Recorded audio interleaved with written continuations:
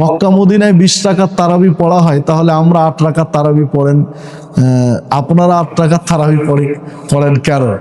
সম্মানিত উপস্থিতি, প্রথম কথা হলো মক্কা মদিনা দলিল নয়, দলিল কোরআন এবং সুন্নাহ। দ্বিতীয় কথা হলো যে মক্কা মদিনার দোহাই দিচ্ছি, মক্কা মদিনায় তো কয়েক বছর থেকে 8 রাকাতে হচ্ছে, কারণ 10 রাকাত হচ্ছে আর ভিতর হচ্ছে, তো এখন তো হচ্ছে, তাহলে এখন আর করছে না কেন? এগুলো খোলা অজুহাত। মক্কা মদিনায় হওয়ার পিছনে অনেকগুলো কারণ রয়েছে, তো যাকগে সেটা নয়। কোরআন এবং সুন্নাহ অনুযায়ী 8 রাকাত তারাবি অধিক যুক্ত। সহিহ বুখারী সহ 11টি গ্রন্থে হাদিস রয়েছে। আল্লাহ রাসূল সাল্লাল্লাহু আলাইহি ওয়াসাল্লামকে জিজ্ঞাসা করা হলো, সহিহ বুখারীর 2013 নম্বর হাদিস, সহিহ মুসলিম সহ 11টি গ্রন্থে হাদিসটা রয়েছে। আল্লাহ রাসূল সাল্লাল্লাহু আলাইহি ওয়াসাল্লামকে জিজ্ঞাসা করা হলো যে আল্লাহ রাসূল সাল্লাল্লাহু আলাইহি ওয়াসাল্লাম রমাজানের রাতের ইবাদত কয় রাকাত করতেন? তো আয়েশা রাদিয়াল্লাহু আনহা বললেন যে রমাজান বা রমাজানের বাহিরে রাত্রে তিনি 11 রাকাতের বেশি ইবাদত করতেন না।